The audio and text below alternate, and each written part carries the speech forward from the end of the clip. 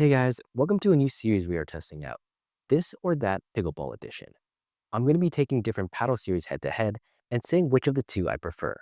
Now, this isn't going to be a deep dive into the tech and construction of paddles with lots of numbers, but more of a high level overview of them, with me talking about the differences in my gameplay experience with them and why I prefer one over the other. But again, this is just something we are going to try out, so let me know down in the comments below what you think of this series and what you would change. All right, let's get into it.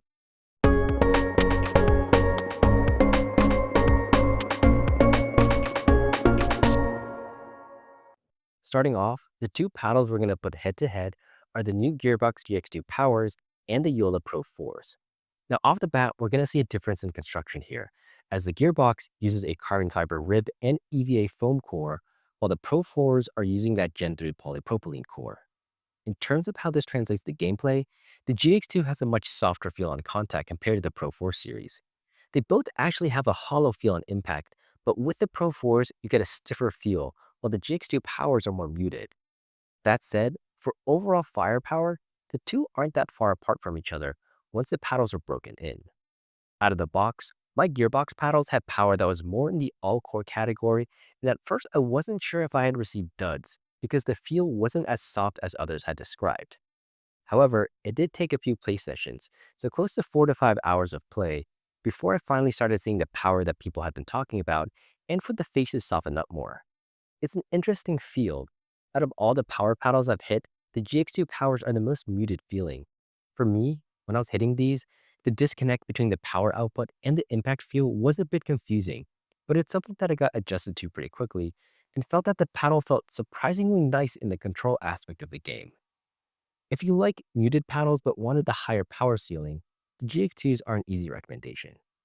On the other hand, the Pro 4s are paddles I'm sure most people are familiar with. My models have been used pretty frequently, so they're at a stage where they are more broken in. So for power, I would put them slightly above the GX2 powers.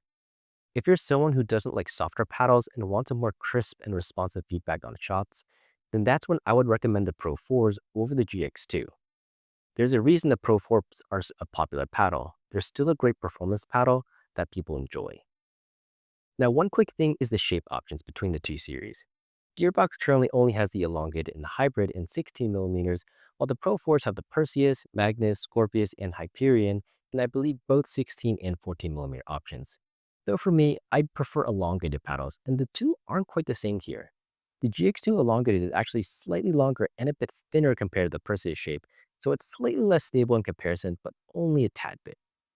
If I had a tournament tomorrow, I would actually go with the Perseus Pro 4 because I'm more familiar with how it plays, and I do enjoy the shape a bit more than the GX2 Power. But if I were to pick one of these series to buy and the one I would use for the rest of my life, between the two, it would be the GX2 Powers. I do think that over time, I'll get more used to the feel of the GX2s and play better in the long run compared to the Pro 4s. It's just at this time I think I am playing better with the Pro 4s. But also, the GX2 powers are likely to be more durable from its construction. So for two paddles that cost the same, I would rather play more with the Gearbox paddles over the Joola ones.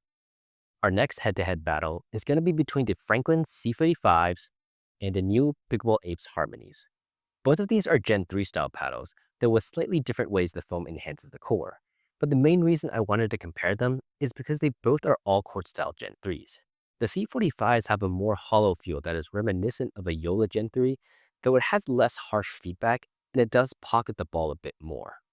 Meanwhile, the Harmony paddles don't have that hollow feedback and instead feel more dense and full. It's different from other Gen 3s, and I would describe it like more of a Gen 2 with more substance. One thing that's been consistent about the C45 paddles is how light they are out of the box, and that's one of the main appeals of the series. In stock form, the paddles all have low metrics for both swing weights and twist weights. But because they are so light out of the box, it makes the paddles very customizable, where you can adjust on your own where you want the weight to be distributed, or if you want, you can even hit them in stock form and hit them unweighted.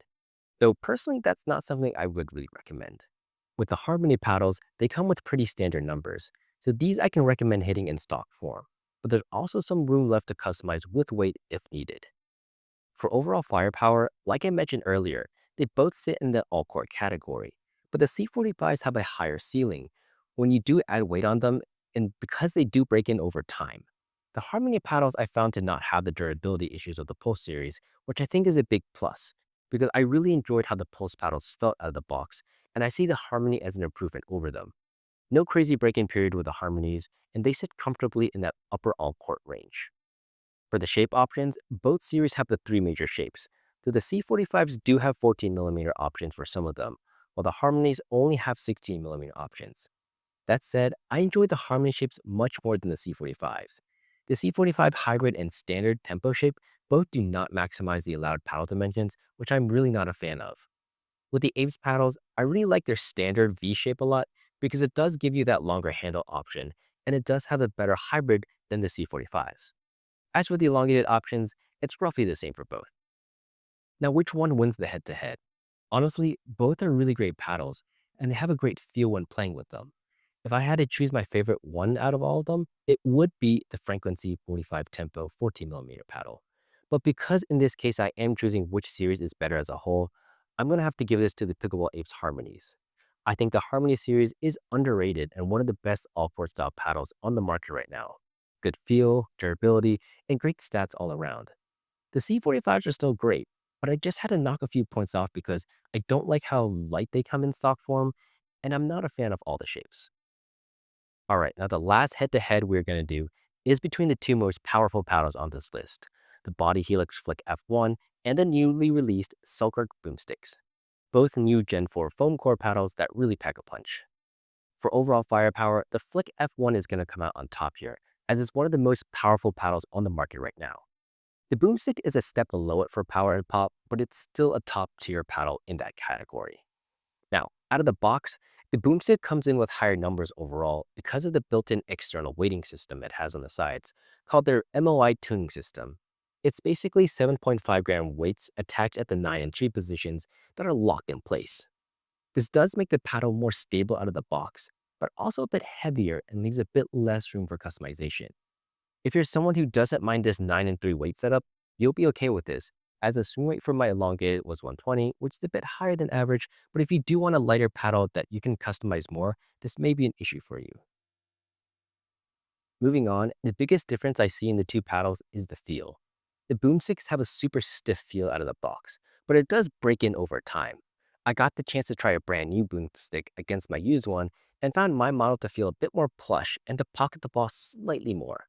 That said, I still find the Boomstick to be a very crisp feeling paddle and one of the stiffest on the market right now. You do get the sensation of the ball briefly pocketing the ball, but it's very quick, and the ball shoots out very quickly on impact. I see this more of an acquired taste. You're either going to love how responsive shots feel off the paddle face, or you're going to hate it. And unfortunately, I'm in the latter camp. I think the Boomstick is much more of an advanced paddle because I found it hard to control, and I couldn't really connect well with the paddle when playing with it. Even after some time, I eventually did get used to the feel, but I still didn't particularly enjoy it. But again, feel is something that's more of a personal preference, and I know there are several people who did enjoy this paddle, but unfortunately, these aren't going to be for me. Now, the Flik, on the other hand, still isn't a beginner-friendly paddle either. It has a softer feel compared to the Boomstick, and I found myself playing much better with this because I connected better, but its high pop and power levels make this still a tough paddle to use. Right now, the Boomstick comes in the elongated and standard shape options, while for the Flik, unfortunately, their hybrid and wide body variants just failed PB Core, so as of now, it only has an elongated option. But between these two paddles, I'm sure you can all guess, but I'm going to have to go with the Flik F1 here. I'm not knocking on the Boomstick at all. I just think it isn't for everyone. If you really enjoy that stiff feel, then you may be one of the several people that are really going to like this paddle. But if you do want something softer feeling, there are several other power paddles I would look into instead. Also, I'm not a fan of that MY tuning system. I understand the purpose of it, but it would have been nice if it was removable or adjustable so players could customize better. Alright, that's it for the paddle segment of this video. Now, for those of you that follow me on Instagram, you may have noticed this already, but something I've slowly started doing is testing out products that can be used to help off-court performance. I've been talking with other companies that do products such as hydration and protein powders, and I'm currently testing out the ones that I would personally recommend for people to try out. Now, today's head-to-head battle is going to be between Knockout Bites and Yummtein. These are both gummy candy that are low in sugar and high in protein, But just to set expectations, remember that these are protein snacks, so they aren't necessarily going to taste good. Just one is going to taste less bad than the other. For the stats, these both have 15 grams of protein with 11 grams of fiber, though Yummtein has 110 calories, 4 grams of sugar, and 51 grams of carbs, while Knockout Bites has 3 grams of sugar and 22 grams of carbs, and 150 calories. Let's start with Knockout Bites. These actually smell pretty good when you open the bag. It does smell like a bag of fruit snacks. But unfortunately, these are awful. The texture is super hard and dense. It's like a frozen gummy that was left in the freezer, and the flavor is like an explosion of fake sugar that doesn't taste good. It's way too much fake sugar, and the sweetness is overpowering. The Yummtein is the lesser of two evils here. The texture is a bit chewier, though it's not like normal candy and still a bit tough. The flavor isn't bad, it's not as sweet as the Knockout Bites, though all the flavors I've tried haven't tasted like the actual fruit advertised. There's always something slightly off on them, but overall between the two, Yummtein is the better one.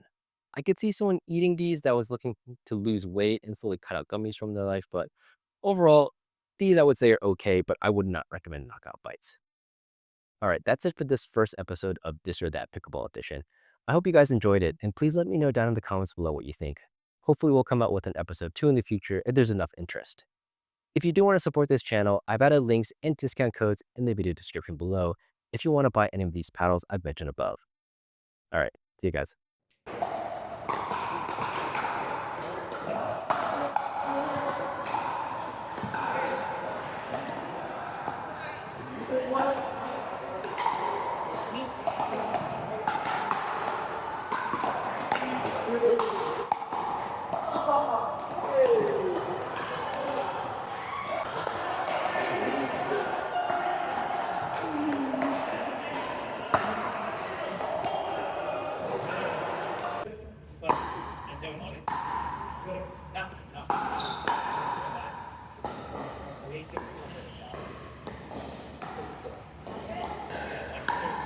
There's gotta be a part of the family, like if they don't have